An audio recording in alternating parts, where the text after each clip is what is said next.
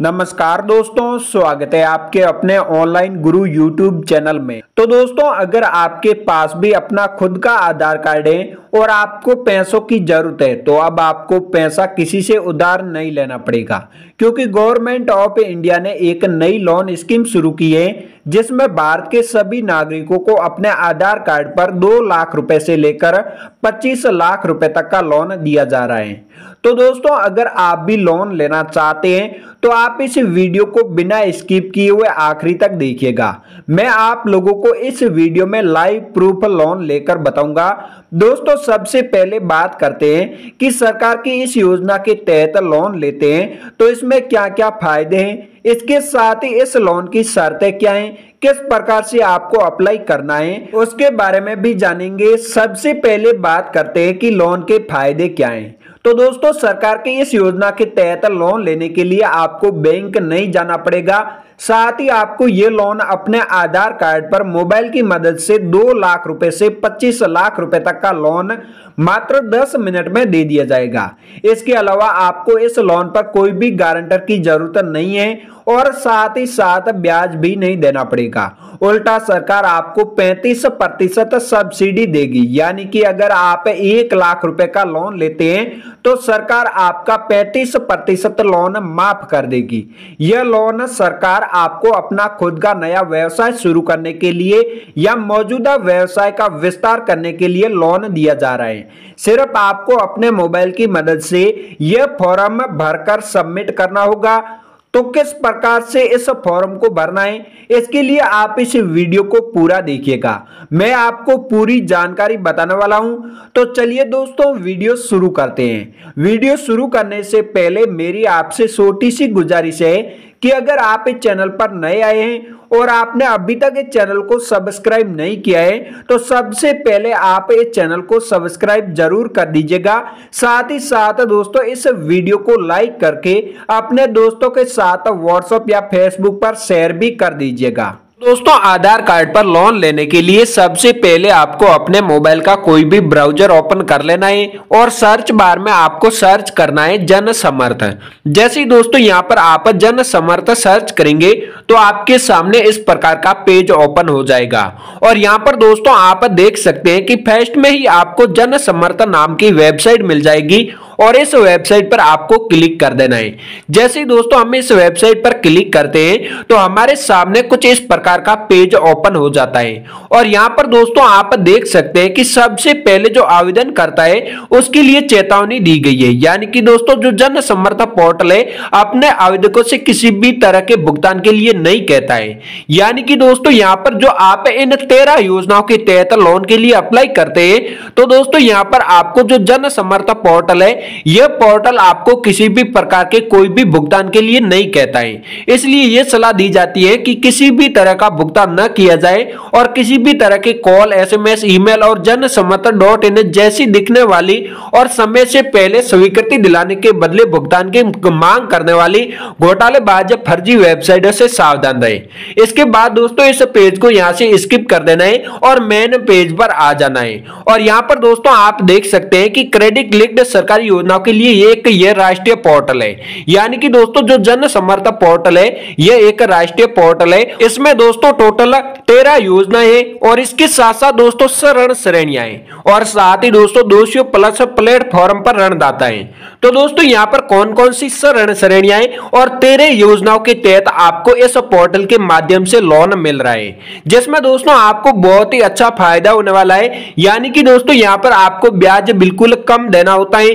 साथ ही साथ दोस्तों सरकार आपको छूट भी दे देती है। इसमें दोस्तों सबसे पहले है शिक्षा ऋण।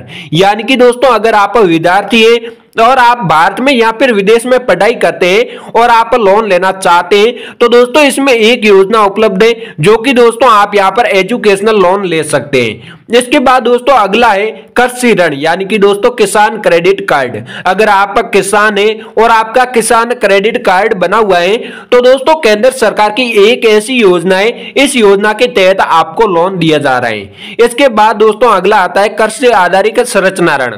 इसमें दोस्तों टोटल 3 योजनाएं, 3 योजना के तहत आपको लोन दिया जाता है। इसके बाद दोस्तों अगला आता है वह व्यवसायिक गतिविधि ऋण यानी कि दोस्तों बिजनेस लोन। इसमें दोस्तों सही योजनाएं, इन सही योजनाओं के तहत आप आसानी से बिजनेस करने के लिए, जिसमें दोस्तों आप नया व्यवसाय स्थापित करने या मौजूदा व्यवसाय का विस्तार करने के लिए भी लोन ले सकते हैं। अगर आप नया बिजनेस शुरू करना चाहते हैं और उसके लिए आपको पैसों की जरूरत है और आप लोन लेना चाहते हैं तो भी दोस्तों इन सही योजनाओं के तहत लोन ले सकते हैं, जिसमें दोस्तों पीएम मुद्रा लोन है और इसके साथ साथ दोस्तों पीएम ईजीपी लोन भी इसमें है। और दोस्तों इसमें आप टोटल से योजनाओं के तहत लोन ले सकते हैं। अगर आपका मौजूदा बिजनेस का विस्तार करना चाहते हैं और उसके लिए आपको लोन की आवश्यकता है तो भी दोस्तों आप आसानी से लोन ले सकते हैं। इसके बाद दोस्तों अगला है आजीविका ऋण। इसमें एक योजना उपलब्ध है और इसके बाद दोस्तों यहां पर मैं आपको बता दूं कि सबसे पहले दोस्तों मैं यहां पर बिजनेस लोन के बारे में बताऊंगा।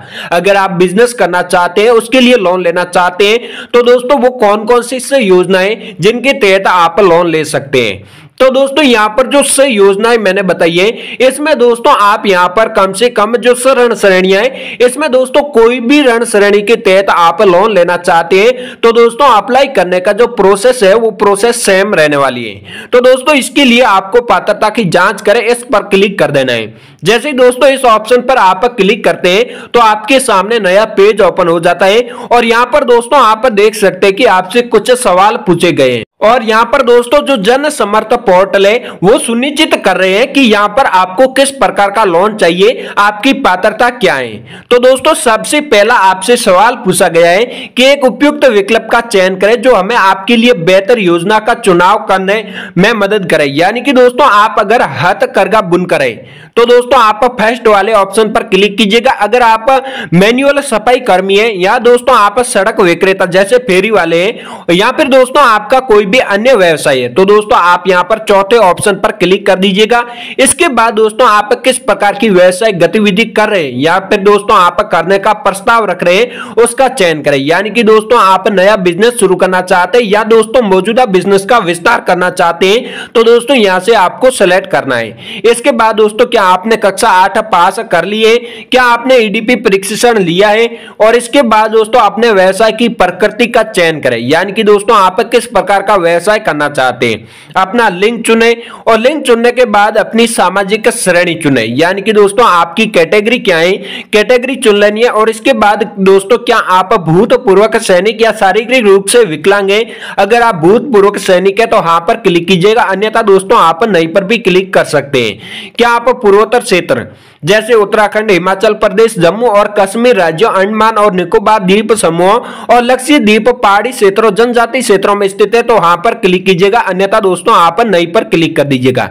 अपना स्थान चुने, यानी कि दोस्तों आप शहरी इलाके से हैं या फिर दोस्तों आप ग्रामीण इलाके से हैं।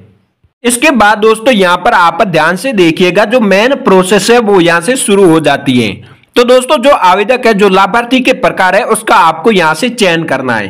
तो दोस्तों सबसे पहले आपको जो ये एरो का निशान नजर आ रहा है, इस एरो के निशान पर आपको क्लिक कर देना है।